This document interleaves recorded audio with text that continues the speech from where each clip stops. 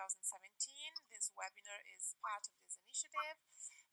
And now today we have a special guest, a special speaker, Phil Ball.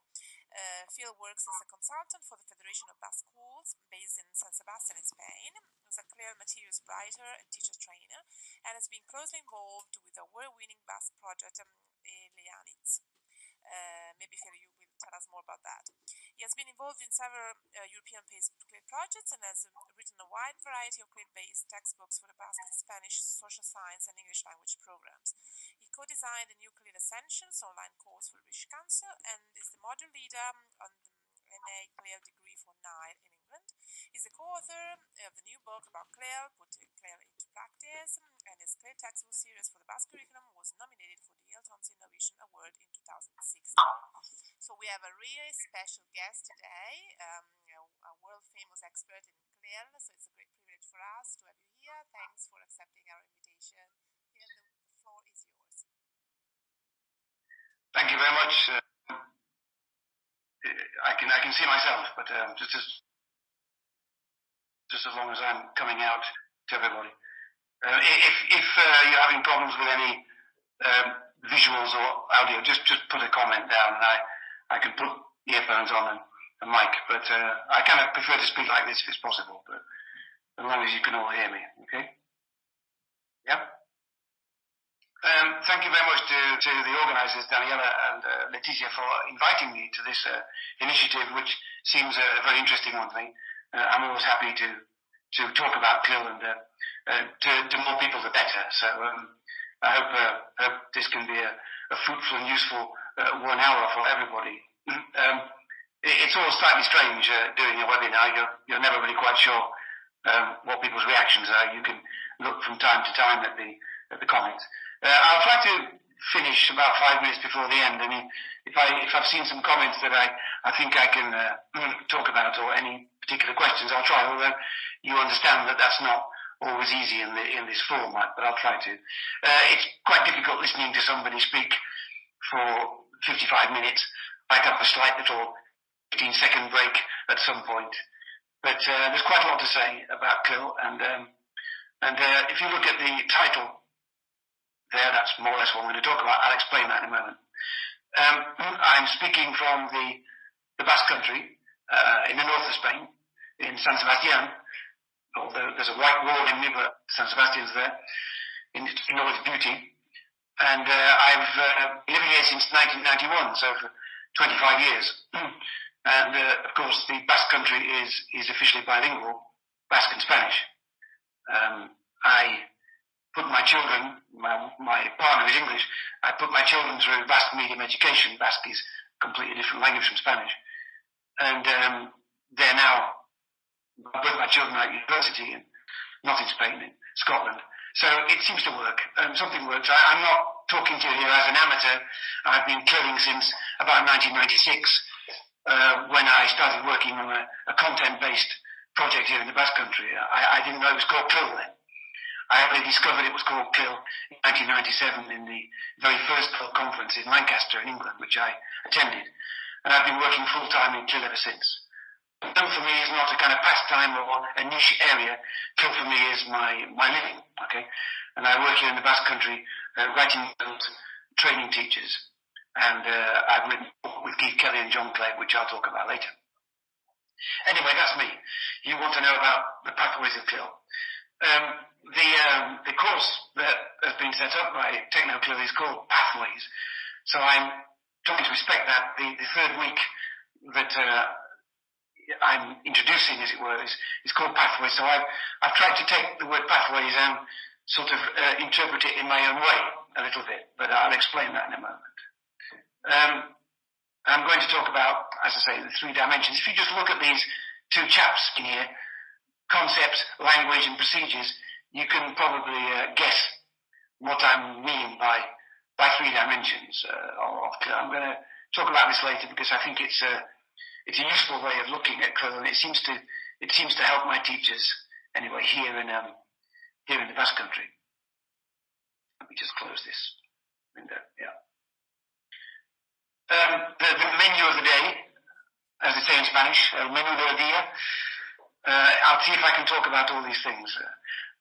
One, I'm going to talk about CLIL now, because CLIL in 2017 is not the same as CLIL in 1994 when the acronym was first invented, let's say. We've moved on, I think, from 1994.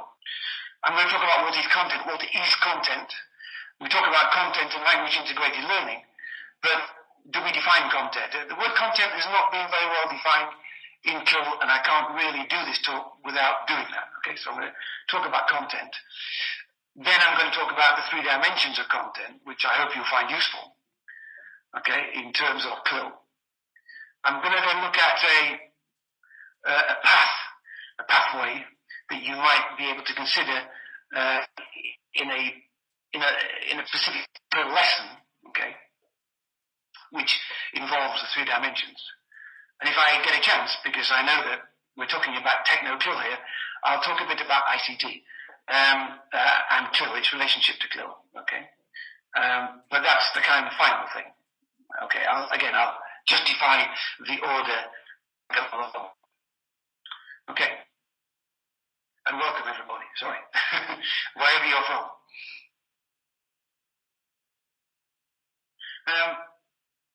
This is the famous acronym. And in a sense, it's a very good acronym because it's self-explanatory. In a sense, it's a kind of stupid acronym. What I mean by clever and stupid, well, it's a fantastic acronym because when you look and say content and language, I'm getting 2 things. I'm killing 2 birds with 1 stone. You know, why would I not want to be a killer? Why would I not want to do both those things? Okay. But then it's a bit silly because content has always had language and language has always had content. Both of them are mutually predicated upon each other. And so the integration has always existed. It's kind of strange that we talk about content and language integrated learning. Surely they've always been integrated anyway. Even if you're teaching in Italian, then surely you're still integrating content and language. It doesn't matter. What we found with CLIL is that it tends to focus us much more on the linguistic element, if you like, whilst it's not necessarily an objective. So I'm going to talk a little bit about what this means for both language teachers and subject teachers.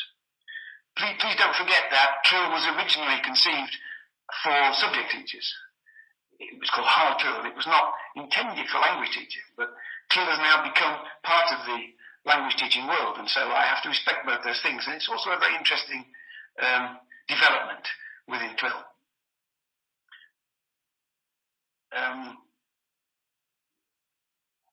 Sorry. Yeah, this is acronym time. Here's a couple of acronyms you might find interesting to help deal with the fact that we've got both subject and language teachers now involved in the world of CLIL. LEST is one. I claim the patent on this, but sorry, clicking on the wrong thing. Here we go. What I mean by LEST is language enhanced subject teaching. So if you're a physics teacher teaching physics through English in Italy, or teaching physics through German in France, whatever, then you are enhancing, in a sense, your subject teaching through some kind of focus on language. I'll talk about what that focus means, but enhanced meaning improved. You know? There's in a sense, some kind of linguistic focus, whereas perhaps there wasn't before in the L1. Less. However, if you look at this one, you can probably guess what this means, no? CELT.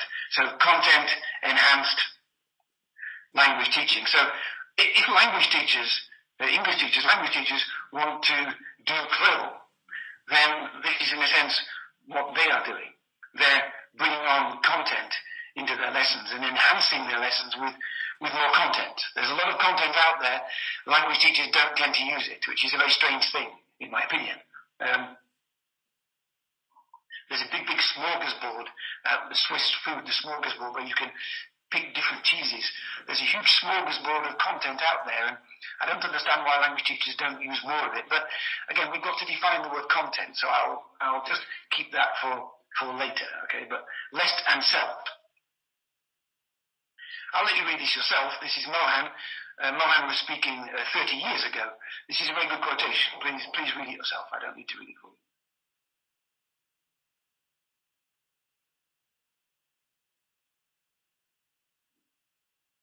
Well, if that's true, then what Mohan says or said, then of course it's rather strange that in 2017 we're still having to do webinars, conferences about the same thing. Surely by now this should be obvious, and yet of course it's not. It's not for a variety of reasons, and that's why we're having this. That's why we have this talk today. That's why we have conferences about CLIL, to try to bring these things into a more salient focus. There are two types of CLIL. I implied that before. There's what's called hard CLIL, if you're not an experienced CLILer, which is more or less, okay, so here you have a physics, chemistry, history, geography teacher teaching through another language, which is not the mother tongue. And soft CLIL, or weak CLIL, if you like, which is the language syllabus incorporating more conceptual content. So that's CELT or CELT, if you like those two acronyms, okay? This was a distinction drawn by Minnie Bett, an American linguist in the 1980s, actually, almost before CLIL started. And I actually think it was helpful back then and in the 90s, but now I'm not sure it is. I think that actually it's useful, but it's a bit divisive. You know, what we need to be thinking about is teachers who do both things, right?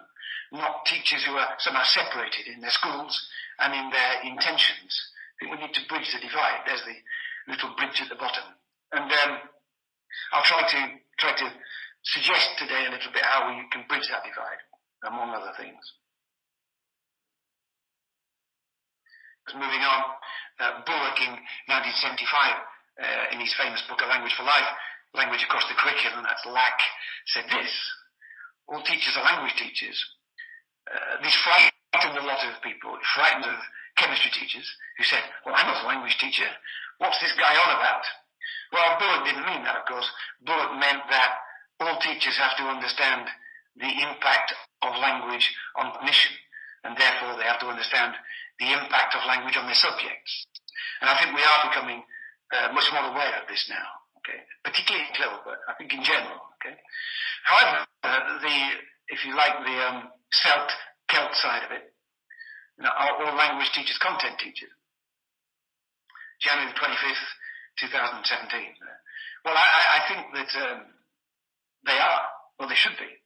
But again, we have to know what we mean by content, because in a sense, language is also content. So let's try and define this word later on. So I think that these two things are perfectly valid. The results of becoming more interdisciplinary, obviously, are subject teachers become more language aware themselves, and therefore they make the students more language aware. And language teachers, the corollary, become more content aware. Now, that's an interesting phrase if you're a language teacher listening today. An interesting word, content aware. What does that mean? Keith Kelly, one of my colleagues who wrote the book with us, talk about later, talks about the shape of content. It's a great phrase. And what Keith means is that the shape of chemistry, the shape of physics, the shape of geography, the shape of history, the shape of physical education, they're all different. The content, in a sense, behaves in a different way. And language teachers have to kind of understand this if they're going to seriously incorporate more content into their programs, just as subject teachers have to understand something about language if they're going to make their students aware of it. Okay? So it's a kind of mutual thing. Language teachers also need to become more content aware because they're not trained to be. They're not trained to be content aware. Let's look at this idea of pathways, which is what Laetitia and Emila put down as the idea. Pathways, well, my understanding of a pathway, whether it's CLIL or not, is that a teacher can have a lesson. They can think about the structure of a lesson. They can think about the structure of a sequence, and they can think about the structure of a unit. So by a sequence, I mean a sequence of activities, tasks, which might or might not last for longer than a lesson. A sequence of activities might be part of a lesson, or they might be longer, okay? Why I put this is because subject teachers, content teachers, tend to think in sequences. They tend to think they start at A and they finish at Z, and they know what comes in between. Language teachers don't tend to do this. No? The sequencing of language is done in a very different way, a rather more random sort of way, and certainly a less explicit way, and it's certainly less explicit for the students. Now, if the students are studying the Romans in Britain, from when the Romans invaded Britain, they know they're going to start at the moment the Romans invaded. They know that the next day there's going to be a big battle, But language teaching isn't often like that, as you know. And a unit of work obviously might be for much longer. It might last for a whole trimester, for a whole term, okay? Certainly for a subject teacher. A language teacher will not teach the present perfect for a whole term. They might, but they probably would regret it, and so will their students. Okay, so lesson sequence unit, I'm going to look at three things. And I'm going to look at them in terms of content, because we can't talk about a lesson, or a unit, or a sequence, unless we talk about content. So what is this wonderful, this famous word content? Okay. Well, to illustrate this for you, I've put up here the cover of one of the textbooks that I've written in the last 4 years. In the last 4 years here in the Basque Country, we've been developing a competence-based course for secondary for 12 to 16. So this is for the 12-year-olds in secondary, and I wrote this 3 years ago. This is the third unit for the third trimester in Spain. And the kids look at the world of inventions. This is the English syllabus, the English program, okay? So they look at the world of inventions for 2.5 months. It's not like a chapter in an English language textbook where you do Britney Spears for 3 days, and then the next 3 days you look at the Amazon rainforest. Okay, this is conceptual sequencing, much more like normal subject teaching. Okay, so the world of inventions. Let's have a little look at how this begins. Did I show you this? Well, if you can see this, okay. This is the first activity of about 55 activities, which I say culminate in a competence-based presentation for these kids. But they've got to work on the content of inventions and gadgets before they can make this timeline presentation that they're going to do at the end of 2 months. So the first activity is very typically kind of warm-up activity. It's to try to get the kids to be motivated towards doing this. It's also to test a little bit their pre-knowledge. And what I do very simply is what the textbook does is the first step. They're going to watch a video clip and write down as many gadgets as you can remember. Gadgets is the word I've put in inverted commas because they might not know that word. Okay, gadget is translated in various ways in Basque and Spanish. So very simple. They watch a video clip with the English comedian Stephen Fry talking about his favourite gadgets, corkscrews and USBs and toasters and hairdryers. Okay, what do the kids have to do? All they have to do is write down as many gadgets as they can in English, preferably. If they want to write them down in Basque or Spanish, that's not a problem. Okay, the video lasts for about a minute. Step 2, they share their list with their partner. Obviously, you don't compare as this individual, but here they say, okay, I got a toaster, I got a hairdryer, blah, blah, blah. And they maybe ask the teacher como se dice in English, how you say in English, and then which pair spotted the most gadgets. So a little bit of competition, okay. So the first 3 steps of rather long unit in English are simply looking at these gadgets, maybe translating a few of them, making sure they understand the concept of gadget. Well, why am I doing this?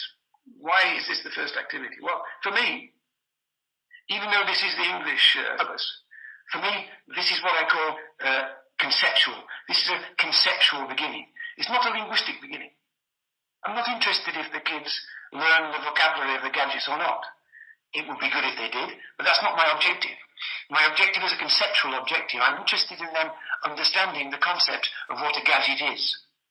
Okay, because they're going to look at gadgets throughout history. So my if you like, my priority here is conceptual, even though I'm doing this for English teachers. See what I mean? The next, I'll just go on with this. The next step 4 in the textbook, is this, okay, in the textbook. So step 4, I show them one of the gadgets, the corkscrew. And I say, this is how we could talk about the corkscrew. And English teachers, language teachers will see immediately here, these are 5 sentences, and you can see quite clearly what I'm looking for in terms of the language, okay? Because what's interesting here is that you can see the first and second lines are passive, okay? It was invented, passive, in 1795, which is temporal language, preposition, and 1795. Most Spanish kids will say 1795.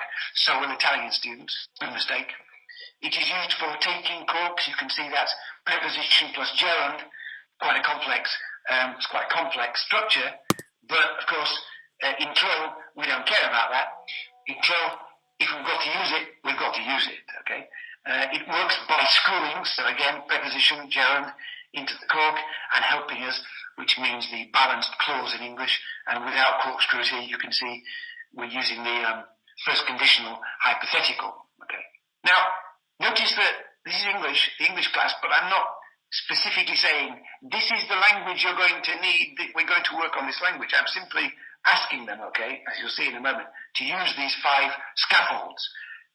Because these 5 scaffolds are basically the structure and grammar they will need for the next 2.5 months. They'll need the vocabulary, of course, of some of the vocabulary of gadgets, but that's not my priority. My priority is the grammar here. So here, my dimension, the dimension here is linguistic. The previous one was conceptual. Now I'm more focused on the particular language they're going to need in order to, okay, fulfill the thematic and conceptual objectives of this CLIL project, if you like, unit. The next step, okay, to take the dimensions, step 5, you can see here, look, I say, here are 2 very famous gadgets. Talk to a partner and answer the questions about them below. You can see here again, these are scaffold questions. So, for example, Iñaki sits with Juan, and Iñaki says, the USB says, this is called a USB or a flash drive or whatever. It was invented in Yorkshire, I don't know, it was invented in 1999. What are these gadgets used for? These gadgets are used for storing data. Well, I'd be very happy if a 12-year-old said storing data, but you see what I mean? They tell each other, they speculate, they have to speculate. They don't know the exact dates, but that doesn't matter. Okay, this is not an assessment activity. So here, what I'm doing is something slightly different. What I'm considering here is procedure. Okay, so here I've got the procedural dimension. If you think about the 3 things I just put up, the first one was conceptual, the second one was linguistic, and the third one was procedural. Okay, so in 5 steps, in the first class of this long unit, I'm showing the kids already, I'm showing you as well, how to, in a sense, highlight or emphasize any one of these, what we've called the 3 dimensions of content in CLIL. And this is one of the big themes of our book, which I'll show you a bit later, okay? It's very clear. When CLIL was originally invented, there was this idea that it was a dual focus, content and language. Well, I'm sorry, but I disagree. It's not a dual focus, content and language, because we're not defining what content is. If you define content as conceptual, linguistic, and procedural, then quite clearly it's much clearer. It's much clearer to a teacher. A teacher knows what to do. A teacher knows that all the time these 3 dimensions are always present. Okay, in this step 5, all 3 dimensions are present, but the teacher realizes that the main emphasis, the volume, is being turned up on the procedural aspect here. And that's good CLIL teaching. The teachers that I see teaching, I see teachers teaching a lot and using my materials, tend to do it like this. Okay, I'll elaborate further on this. Okay, good question. How do we do this but still work with language? Well, if language is only one of the dimensions. Surely you're saying to me, Phil, we're language teachers. Well, I know you are. It's not a problem. Is there an example? This is how I discovered the three dimensions. I had to write a unit on the solar system for a 12-year-old about 15 years ago. I was working here. And instead of writing a text and saying, read the text about the solar system and answer the questions that follow, instead of doing that, I decided to do a dictation. So language teachers will know what this is, but if you're a subject teacher, you might not. Basically, it means that these texts here on the right, the text on the right column, on the wall of the classroom, kids are in groups of 4 or 5, around a table with the pictures of the planets, and each one has to get up and memorize part of the text, run back. That's why it's a running, and they have to dictate as much as they can to the group who write down the texts. Eventually, the group has to match the text with the picture, and the winner says, "We finished. We know which texts go with which planets, etc." Okay. So it's kind of competitive. It's kind of good fun. Okay. Bit chaotic. People falling over each other. Not your standard science lesson. Okay. But anyway, when I had to write the teacher's guide, I came up with this. Not exactly in this form, but I realized that I had 3 things. What was my, even it was for English, the English class, but what was my objective? Well, my objective was actually this. The kids had to differentiate between the planets, or among the planets, in the solar system. Okay? That for me is yellow, that's the conceptual content. For example, if one of the students cannot distinguish between Mars and Jupiter, that means that they cannot differentiate. That means that they've not understood the concepts. They've not understood that one is bigger than the other. They've not understood that there is different distances from the planets. They've not understood that they have different features and characteristics. So the yellow line, for me, is conceptual content. The grey line in the middle is what they're doing. How do we do that? Well, the teacher could have dictated. They could have read a text. They could have done anything. But here they've done a running dictation. So by interpreting, transcribing, producing descriptions, they're speaking, and arriving at a consensus. That's a good competence, a good skill. No? They have to agree on which texts match which planet. So the grey horizontal, I decided was procedural content, okay, which I used to work on the concept. They used to work in order to understand the concept. And the green, the light green area horizontal at the bottom, using inherent vocabulary. Well, the vocabulary of planets, gases, the soil, the temperatures, the whatever, comparatives, superlatives, and the language of agreement. They have to agree functionally on the texts and the pictures. It looks pretty obvious, doesn't it? But what's interesting is that if you're going to differentiate, then you need the language of differentiation. You need to be able to say, Jupiter is bigger than Mars, or Jupiter is the biggest planet in the solar system, or the largest planet, whatever.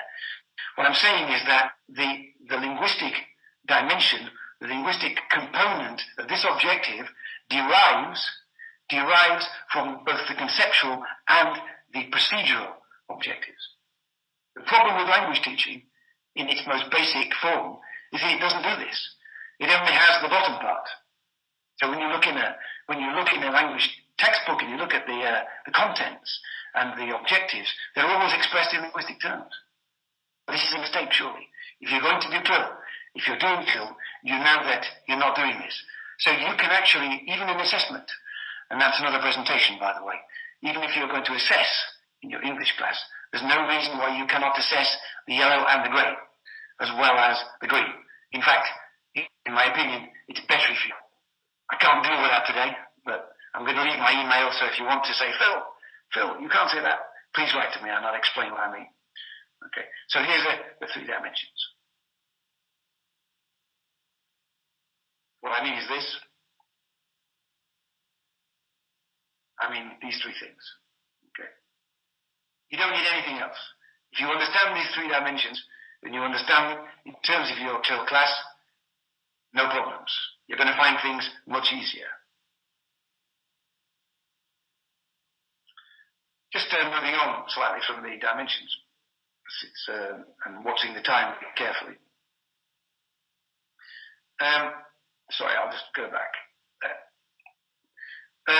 If you remember, in the 1980s, if you're old enough to remember, one of the sine qua non of communicative language teaching was called PPP, which meant presentation, practice, production. The idea was, for example, in language teaching, and it still is in many countries, that before you use the language in any way, first the teacher has to present it. So the teacher says, this week we are going to learn the present simple in English. The present simple is formed by the addition of the suffix ed, the regular. Today I play, yesterday I played. Today I jumped, yesterday I jumped, etc. Okay, and then you practice it for a while and then you produce. Well, I think this is a very strange idea. I disagree with this. And I think that in CLIL, basically it's the other way around. What happens in CLIL is there's lots of production. You've already seen some in the gadgets activity, right? The gadgets activity have the kids producing in the 10th minute of the class. 12-year-olds know things. They can talk, okay? You can practice, and then you can present the language postpartum if you want. You can say, hey, look, we've been using lots of passives. Why are we using passives? Because passives are very prevalent in scientific discourse, etc., etc. No problem. But you're not beginning with the linguistic objective. You're not beginning by saying to the kids, hey, we're going to study the passive for the next 2 months. How are we going to do that? We're going to do it looking at gadgets. No. It's the wrong way around. And it's been the wrong way around for a long time, okay? This is much better. Because we're doing this. This is what Josep Maria Artigal, who is a Catalan child expert, said. He said it in Catalan, but I translated it for you into English. It's very difficult to disagree with what Josep Maria says.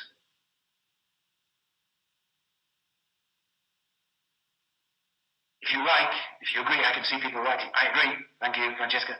If you agree, then obviously you're closer to CLIL, you're closer to some form of CLIL than you are traditional PPP. I'm not saying that traditional PPP can't work. It can, if you teach it well. But it's a bit of a strange idea in 2017. I think that I haven't talked about CLIL now, in 2017. Perhaps I missed out the first part of the menu, but I think that we're moving into competence-based times, moving into times where kids really are not convinced by you saying, we're going to study the passive for the next 2 weeks. Why? They want to know why they need the passive.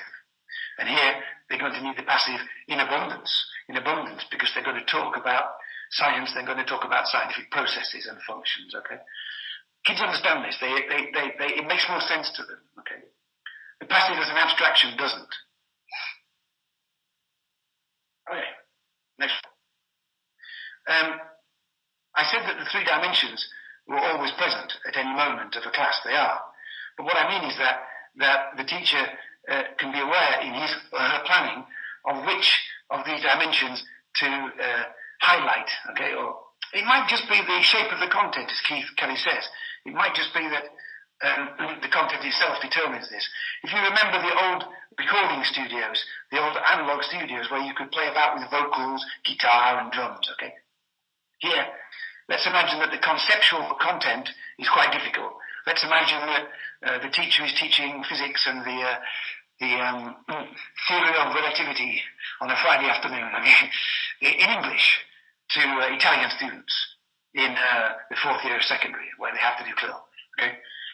Poor physics teacher, poor students. Well, the concepts are quite tough. Let's say that the procedures are quite tough as well. Maybe the teacher's got lots of different things for them to do. They've got to research, they've got to work in pairs, they've got to report, they've got to do this, they've got to do that. Procedurally, it's quite complex.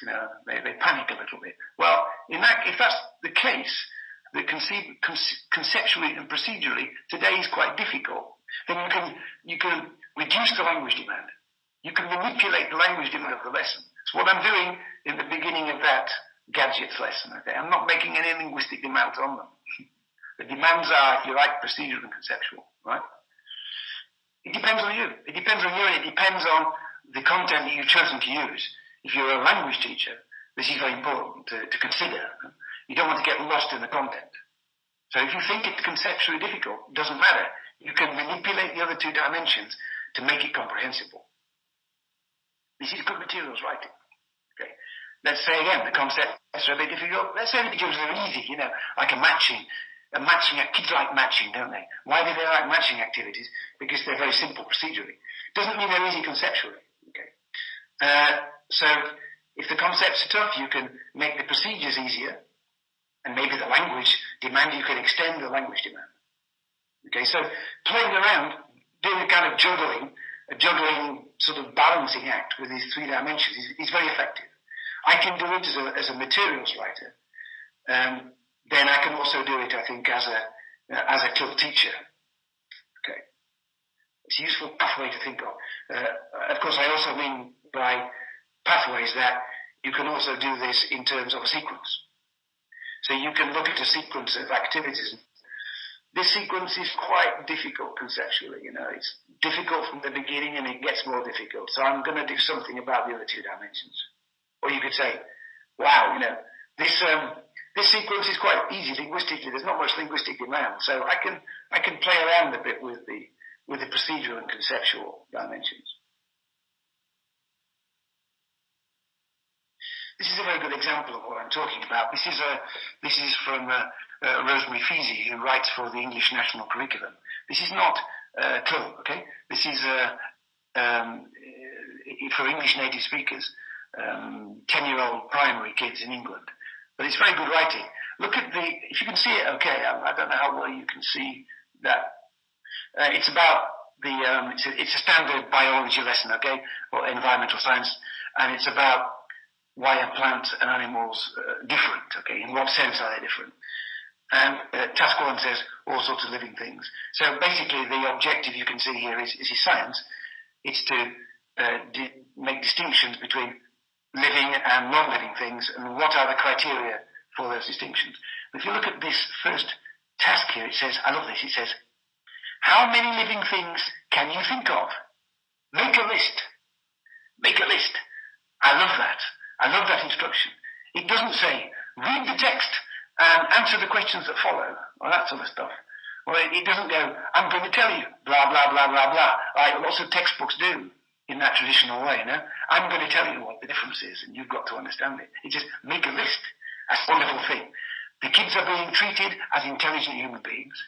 They're going to get in groups and make a list. They'll probably negotiate. They'll use language, blah, blah, blah, okay? What is the dimensional priority here? Well, I think it's procedural. Rosemary Feasy, the author, wants to get the kids working, thinking, and acting together. She's more interested in the dynamic of this point than she is in the conceptual material. Why? Because the kids will make mistakes. They'll say the wrong things. No problem. Okay. So for me, she's concerned here with the how, with the procedure. If you look a bit further down, if you can see my cursor here, it says plants and animals come in all sorts of shapes and sizes. So here, there's obviously some conceptual material, if you like, to help the kids compare their list to. So the kids compare their list and see how well they conform to those conceptual things. In fact, this is the conceptual dimension. In fact, the pictures themselves are also conceptual supports here.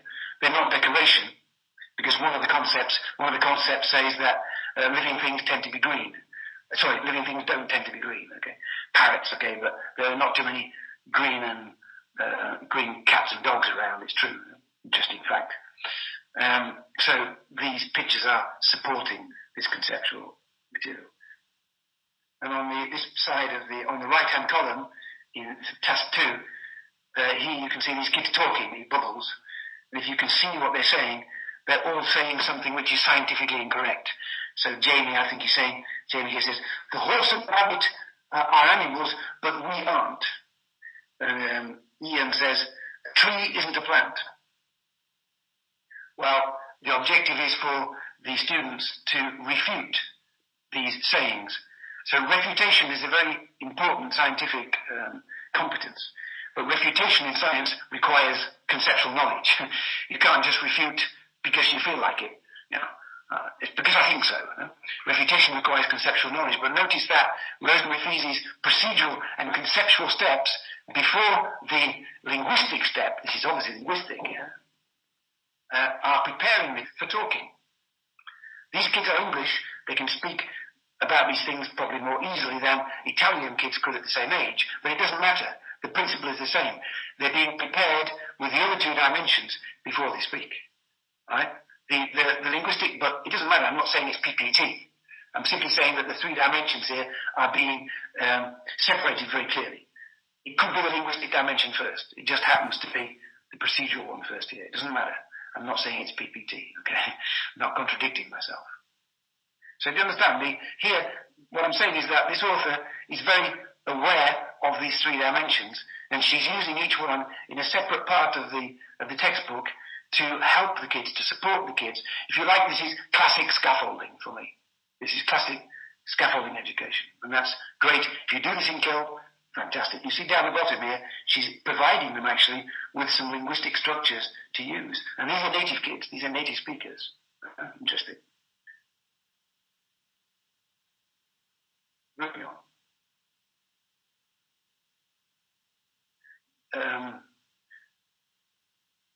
You know what I'm going to do? I can't see you guys. I'm going to have a 15-second break.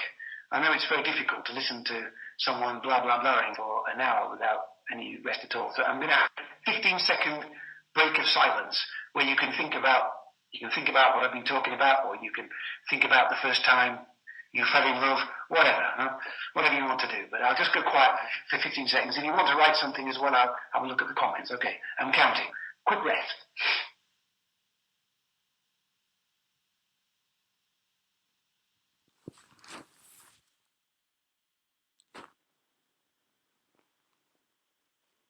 Tiana, you're looking fat. What's the matter?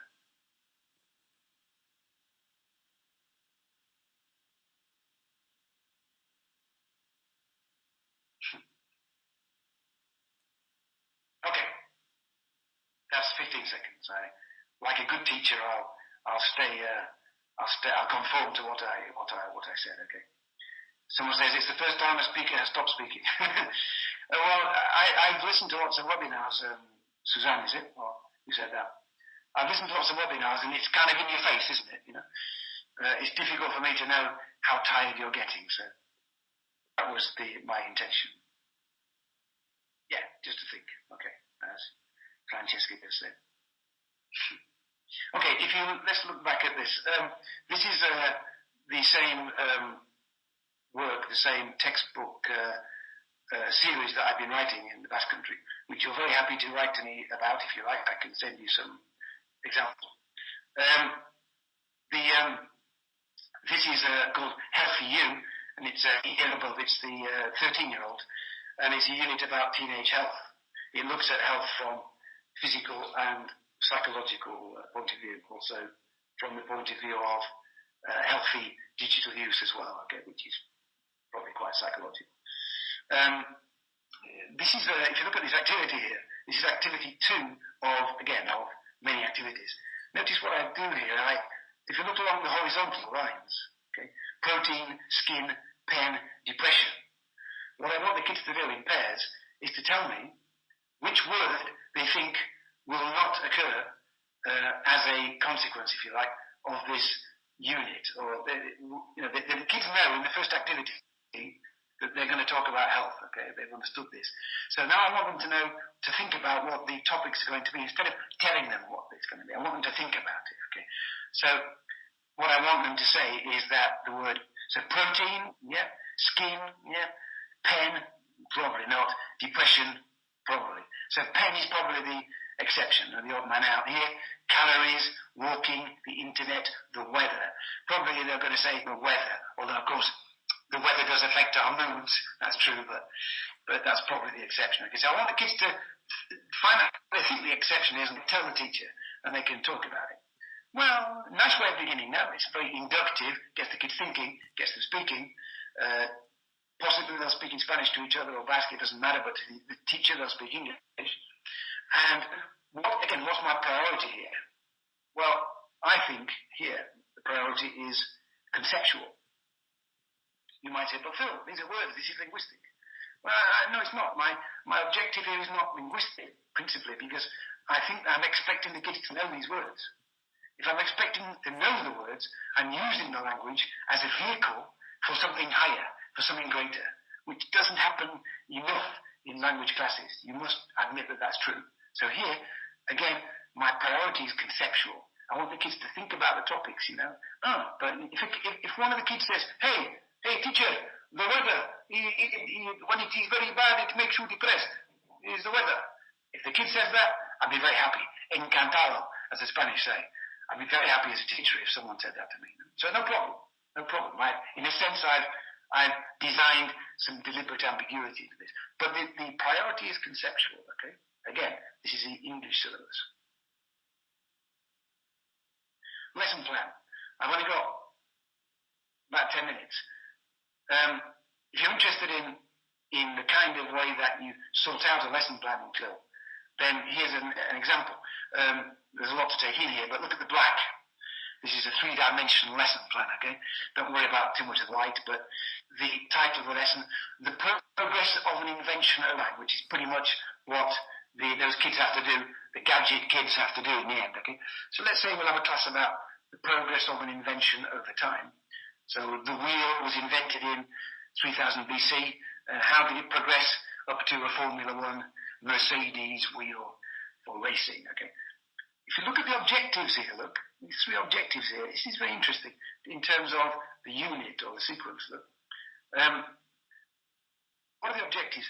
How inventions can be part of a chronological process. By the end of the lesson, the students will understand. By the end of the unit also. How inventions can be part of a chronological process. This is conceptual material, surely. No?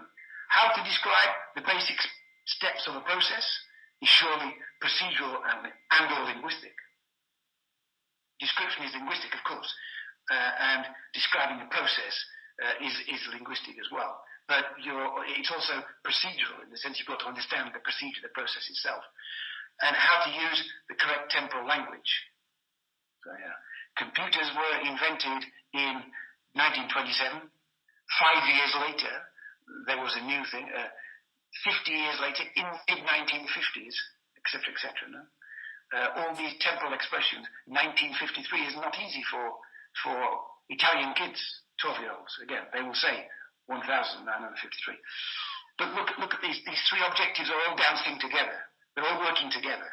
Now, it's not the English teacher in one corner of the staff room and the subject teachers in another corner of the staff room. It's not. Here, in CLIL and bilingual and multilingual practice, teachers need to be working together. And if the objectives are all in there together, that's much easier. So that's the first page of the lesson plan. The second page, for some reason we can't. I don't know, Letitia, why that's gone black. But anyway, it's okay, Letitia. In this black part, I'd written down, maybe when that goes up on YouTube, that'll be clearer. Okay, well, but you can see the top of you can see the columns, okay? It's incompatible. Okay, no problem. What I had was columns, okay? 1, 2, 3, 4, 5 columns for the lesson. And I had the stages, 5 minutes, 10 minutes, what the teacher is doing and what the teacher is saying. So the teacher is explaining at the beginning, today, hi students, today we're going to talk about gadgets. Remember we were talking about inventions on Friday, today's Monday, let's recap on Friday. What are the learners doing, third column, what are they doing when the teacher's speaking? Are they thinking about football, or are they writing something, or are they just listening? Are they looking at some stuff? What's the interaction? The interaction is the whole class. And what is the support given? Maybe there's none here. But later in this class, you can see that support given means words on the whiteboard, mind map, diagram, video, activities for the video, etc., etc. Okay? So those 5 columns for me are, if you like, a template for describing in detail a CLIL lesson. I'm sorry you can't see that. I'll move on. But as I say, again, I can send you these things. ICT. Oof. 10 minutes for ICT. Perhaps less. Well, obviously, we could have the whole session on ICT. on digital support for CLIL. But what interests me the most is not saying, hey, look, I'm going to show you the latest app that I found. You know, I get very stressed out by this. I think it's fantastic. There's so much going on in the world of ICT, but there's always somebody in the staff room now who comes in and says, hey, you found this app, you know. I go, oh no, that's another one. I've just got used to using a certain application, and suddenly that one in the staff who always knows the best comes in and says, get rid of that one, there's a better one. It's horrible, it's really stressful, you know. And so what I like about what I try to do with ICT is to think about it in terms of, in macro terms. Okay, so for me, you should think about three things in CLIL. One of them is research, one of them is presentation, and the other one is mediation. Research, presentation, mediation. I'll explain very quickly what I mean by that. Mediation is a word that Keith Kelly uses again when he talks about breaking content down to make it understandable. If you look at this, again, taken from one of my textbooks, this is for 15-year-olds. Here, they're working on robotics in English class, okay? They're looking at if new technology is going to be good for us or bad for us, and they have to research about supercomputers. They have to do a quick, very, very quick research class on supercomputers. Well, as you know, 15-year-olds are not actually very good at researching. They're good at using computers, but they're not as good as us at using Google searches because they don't have the same intellectual and mature schemata as we do. So they're actually not very good at this. So what's fantastic about the internet is that it permits us to do it. All you have to do is to mediate. So here you can see what they have to do. They have to find out about a supercomputer, but what? We have to limit. Yeah? When you research on the internet, particularly in CLIL, you have to make sure kids limit. Teachers always say, Phil, all they do is copy and paste. Well, if they're copying and pasting, it's your fault. It's not their fault. Okay? It's your fault. You haven't prepared the activity properly. If you prepare it and say, just find out three things for me. Find out about supercomputers. Find out a definition. Yeah? Find out a function, and find out an example. And if you want, copy and paste a picture that you think exemplifies it well for you. That's all you have to do. So and these 5 steps here are the principles of CLIL research. Decide on the information you want regarding the objective. Go to the internet, find the information you understand, check whether the sources are okay, select, say, the information, and cite, quote, the sources where you found the information. That's slightly more sophisticated, but it's quite easy to do on Google research. All right? Presentation. Well, most people research in order to present in some way, particularly in a communicative class. So here again, I give them the 5 principles at the bottom for their presentation, and I just ask them to consider, okay, what things their peers would want to know about what research. They're going to choose some technology themselves. So they might find out about drones, for example, delivery drones delivering pizzas to your house. What would their peers want to know about that? So they brainstorm the questions. How will the drones work? Why will these drones be delivering? Is it legal? Blah, blah, blah. And those questions will then drive these 5 points. So the presentation, if you're going to present with those 4 questions in mind, the research is conditioned by those considerations. It's a very simple idea, okay? But the presentation will be done through ICT, but what does the audience want? What is the audience expecting to see? Okay, so that will stop the copying and the pasting. And by mediation, I mean this. No? This is about the singularity, the idea that computers are going to become autonomous in the future. We'll all be killed by them or whatever, or it'll be wonderful. I'm going to ask the kids to watch 2 videos here. One video is pro-singularity. The other video is anti-singularity. Well, as you know, when you put on videos nowadays for kids, they're used to it. The kids are watching videos all the time in English. 20 years ago, it was a wonderful thing to put a video in the class. Now the kids go, another video. It's no big deal for them. So you have to mediate, to use Keith's idea. You have to make sure, A, that they understand the video, and B, that they understand why they're using it and what to do with it. So it's the same as a written text. Just give them 2 very simple things. Down here at the bottom, I ask them to find out one positive aspect and one negative aspect from each video. Nada más, as the Spanish say. That's all they have to do. They're getting a lot of English, but all they have to do is find 2 facts for me. A simple example of what Keith calls mediation. Don't just put the video on and expect them to understand it. Don't even expect them to. You don't even want them to. All they're looking for are specific bits of information. This is intensive listening of YouTube. Okay. So research, presentation, mediation. That's really my main concern, if you like, with ICT. This is the book we wrote, concluding now. I'm not here to sell this book, of course. I'm not doing the big sell. I just want, if people want to buy it, we think it's helpful. People who bought the book so far have been very kind and positive about it. I'm very happy about that. There's lots of practical examples in the book. It's got theory and practice, but it's got lots and lots and lots of pictures, lots and lots of examples of the work that has been successful in the classroom, both from me and Keith and John. Okay, and we work in different contexts. So if you want to have a look at this book, we'd be very happy. There's also an e-version. It says forthcoming actually, but it's out now. You can actually even buy specific chapters if you want to. If you're more interested in the practical stuff, you can buy specific chapters now. So look at that on the OUP website, and if you're interested in this talk. And the 3 dimensions is very important. And to conclude here, these 2 guys are talking about the 3 dimensions. Okay.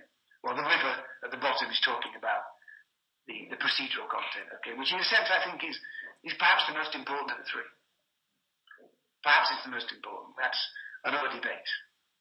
So thanks very much for listening. If you want to write to me and say, Phil, what nonsense, please write to paulphilip6@gmail.com. Write some comments if you like, or you want me to say anything. I don't know if there's time, Letitia. Yes, in the meantime, first of all, I want to thank you for your inspiring webinar suggestion. And you said you don't want to, to sell your book. I would do that. I would recommend our participants that I've got a book, of course, and it's just wonderful. So thank you very much.